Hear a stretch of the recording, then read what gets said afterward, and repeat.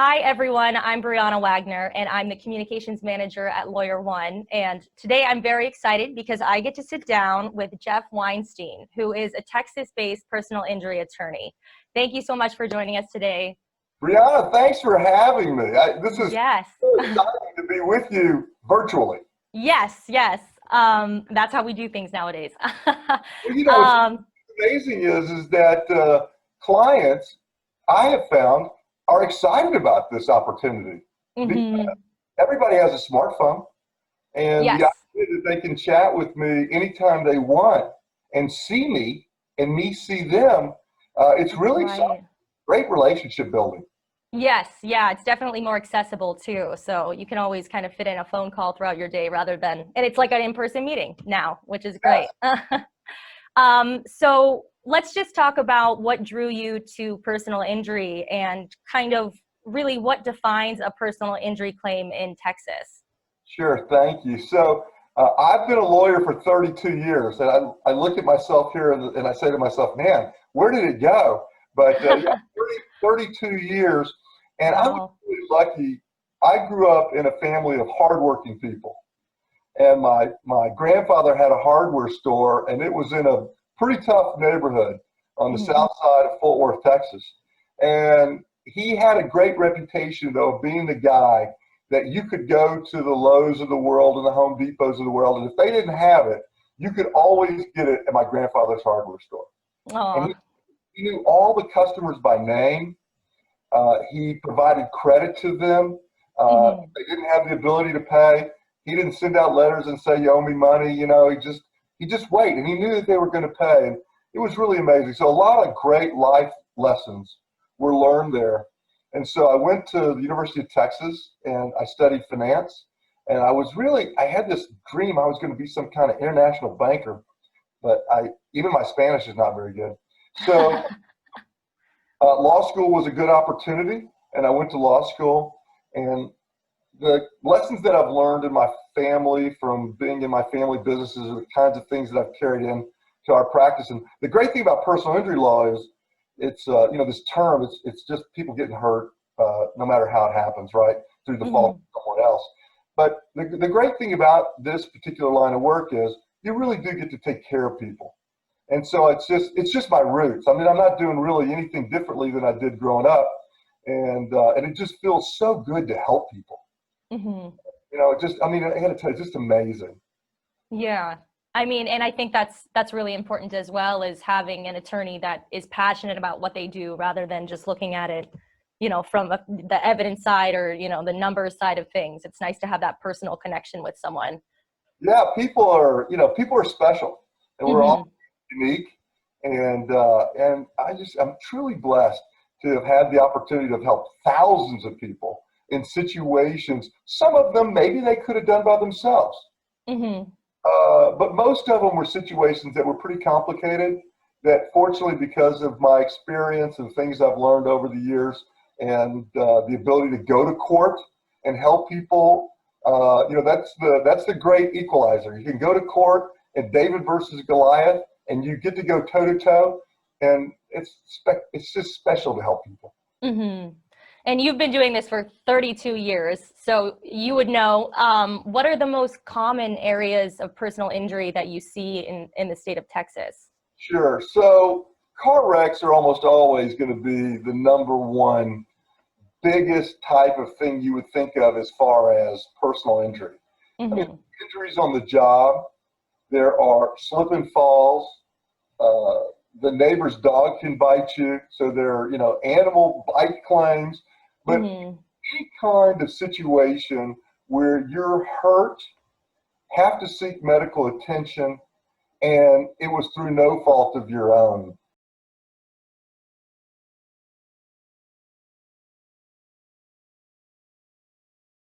Those are the Hmm. types of claims that I think of when I think of personal injury claims. Now, there are several types of business claims as well that are injury claims. Slander is one. I don't want to get too deep into the woods here, but Hmm.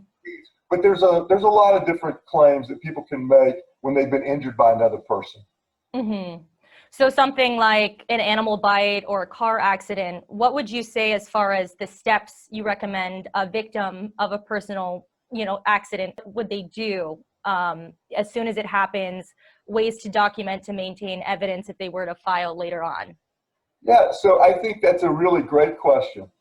And I think what happens is most of the time people have no idea. Right. I mean, they've never been in this situation before. They feel bad that something's happened. They don't want anybody to go out of their way to help them. They just, they don't really have any idea. They're scared to call someone like me because they're worried it might cost money. Of course, calling people like me doesn't cost money. You call Weinstein Law and we don't charge you unless we recover any money, so there's no reason not to call. So what I did was, you'll get a kick out of this, Bri Ana. During the pandemic, I wrote a book. Oh my gosh. And I wrote a book called The Car Wreck Book. Yes. And this book tells you step by step, literally what you should do if you've been in a wreck. And yes. I'll send it to you free in the mail or PDF it or whatever you'd like. But I would tell you, if I had a list and my mother called me and said, my best friend Sally was just in a wreck, what should she do? I'd say, number one, Sally should not talk to the insurance company without me being on the phone with her. Because I speak the language and Sally doesn't speak the language. Okay, that's number one. Number two, I would never give a recorded statement. I just wouldn't without me being on the phone. And number three, I would say, Sally, your health is more important than anything else on the planet. Let's make you well before we worry about where we're going to go with this case. Let's get you to the doctor. Let's make sure that you're 100%. When you're 100% or as close to it as you're going to get, then let's discuss what your options may be.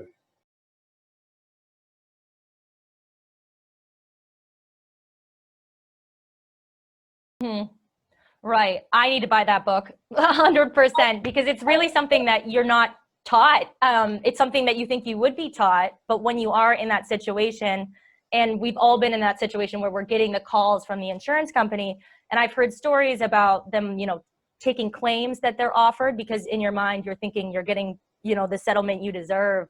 So yeah, speaking with them independently is definitely not the best idea. Well, yeah. First off, the book is free. Oh, okay, even better. Yeah.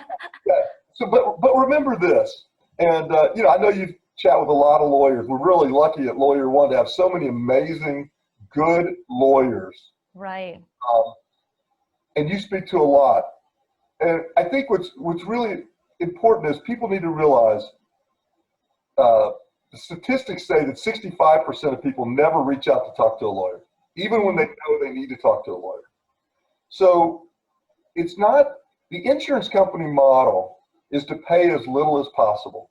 And we can say that's taking advantage, or we can say that's their business model. Our model is help people get the medical care that they need, help them create an economic model of their lost wages so they get a fair recovery. We believe, I still believe insurance companies want to do the right thing. You just have to fill them with the right information to get there. So what happens if you're in an accident, say a car accident, and you don't seek immediate medical attention, yet a few weeks down the road you start to see some complications? Can you still file a claim? Like, how will that make that more challenging? So that does make it a little more challenging, and quite often that is exactly what happens. Most people will seek some initial treatment if they have to. The ambulance comes to the scene, takes them, to the emergency room. They don't get admitted overnight, but they stay, till 2 o'clock in the morning, been there basically all day. And then they're hopeful that in 2 weeks it goes away. And when it doesn't go away and they call, the first thing the insurance company will say is, well, your person didn't go get medical care for 2 weeks. I just say, hey, listen, people are good by their nature. They don't want to bother anybody. 2 weeks goes by and it still bothers them. They need to see somebody that is a specialist at medical field of car wrecks, because most of the time your primary care physician doesn't really understand the dynamics of a car wreck. And you can't just simply give people painkillers. All it does is mask their problems. So I don't think 2 weeks is too long. Recently, I signed up a client, hadn't been to the doctor in a month. Oh, wow. I said, you know, the officer said, hey, Jeff, they haven't been in a month. I said, look at what's wrong with them. This doctor will explain that these are real injuries. Mm-hmm. Yes, it would have been nice if we could have gotten the medical attention earlier, but thank God we're able to get a medical attention. Mm-hmm. Hopefully it'll work out okay Right. for them. Yes. And when you are filing in Texas, is there a statute of limitations of any sort? Yeah, so, you know, we don't want to complicate it too much, but there's time periods that Mm-hmm. you have to abide by. So most of the time for a simple car wreck or a fall at the grocery store, you've got 2 years from the date of the incident before you have to file something at the courthouse. Now, realize not all the cases are filed at the courthouse. I mean, you know this, but a lot of people may not know that literally 90% of our cases get settled out of court. We Mm-hmm. never file a lawsuit. So most of the time we're able to create that model, show the insurance company what our client's been through. By the way, in my book, I also have what's called a pain diary. And if my clients fill out a daily log, almost like what you would fill out if you went to the doctor and they said, how's your pain today? And are you experiencing any problems? To my knowledge, I'm the only lawyer in the country that gives clients a pain diary to fill out every day. And Mm-hmm. then you send 200 pages of the pain diary to the insurance company and say, hey, listen, for 200 days, my client had trouble bending over to put their socks on. That's valuable. Mm-hmm. That's a great idea because I have heard that before, but having it laid out like that will probably be so much more helpful because I was going to ask what kind of keywords that you would recommend somebody when they're filing put in their, you know, case evaluations or questions they should be asking just to make sure they're finding the best fit for them. I tell people all the time, leave your machoism at the door, Mm-hmm. right? Especially, and this is not a sexist comment, but men are just like difficult to pound into their heads. Hey, man, be honest about what you've been through. Right. Tell the They want to doctor, play it tough. yeah, don't play tough. Right. It's time for tough guy, you know? Women are, you know, by their nature, caregivers and are very open and honest about things. And so it's, if you can just be honest with your Mm-hmm. healthcare providers, that's the key. I mean, there's no secret terminology on talking about your injuries other than to be truthful. And I just tell people, start at the top of your head and work your way all the way down to the bottom of your feet. Even if it seems like a minor thing, just tell doctors about it. Mm-hmm. And you're not complaining, you're being honest. This is Right. not whining 101. This is honesty 101. Mm-hmm. So if you were at a grocery store, for instance, and say you were under 18 and you slip and fall, how would that make filing a personal injury claim different if it is a minor who's the victim? Yeah, so, you know, minors are different from the get-go. I mean, we live in a world where some minors live with a single parent. Mm-hmm. We live in a world where parents are separated. We live in a world where parents don't talk to one another about their kids' health. And so it becomes an interesting issue about how do you get this child the correct medical care to begin with, number Right. one, right? We also live in a world where some doctors won't see minors. So you have to find the right doctor that'll see a minor. And then, Mm-hmm. of course, minors usually have longer periods of time. I mean, we talked about that limitations period being 2 years for an adult. Minors usually get extra time because they don't have the status of adulthood until they're 18 in Texas. So minors do sometimes have an exception to this limitations period, but I'll be honest with you. When you're dealing with exceptions, you're playing defense. And in this game where you're trying to help people, you don't want to be on the defensive. You want to be on the offensive. You want the insurance company people to be on the defensive. Mm-hmm. When you're filing, what kind of personal injury damages can be calculated or what can you see as a result?